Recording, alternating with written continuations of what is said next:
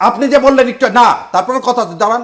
আপনারা বলতেছেন কি যে জামিন হচ্ছে না, তার মানে আজকে রেফাত সাহেব বাংলাদেশের প্রধান বিচারপতি, তার বাবার নাম কি, সৈয়দ ইশতিয়াক সাহেব, যিনি তত্ত্বাবধায়ক ব্যবস্থা বিল রচনা করে দিয়েছিলেন।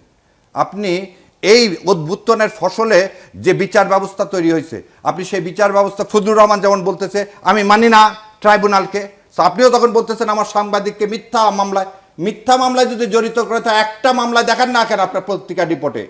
আপনার এই যে আজকে এই কথা প্রসঙ্গে ৭১-এ আমাদের মতো লোককে করে ডাকা হতো না, আমাদের মতো লোকে নিষিদ্ধ ছিল ১৬টা টিভি স্টেশনে, আমরা গত ১৫ বছর নিষিদ্ধ ছিলাম, কথা বলা তো দূরে থাক, ওইসব টিভি স্টেশনের জীবনে দেখাই হতো না, এই ছিল। তারা পালালো কেন?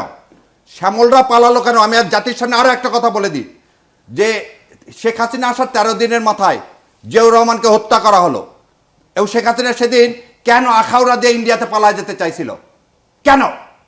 আজকে আপনারা এইসব কথা বলেন না। আপনারা ছাত্রদের যে ভূমিকা, সেই ভূমিকাকে অস্বীকার করে এটাকে মব বানার ষড়যন্ত্র কেন আছে? তৌহিদি জনতা, আমরা তিনজন তৌহিদি জনতা না? আমার আপনার না আল্লাহ সম্পর্কে যখন কেউ বাজে কথা বলে, কেন লালন সাহেব তো কোনো গান নিয়ে খাঁচার মধ্যে অচিন পাখি, কেউ কোনো কথা বলছে?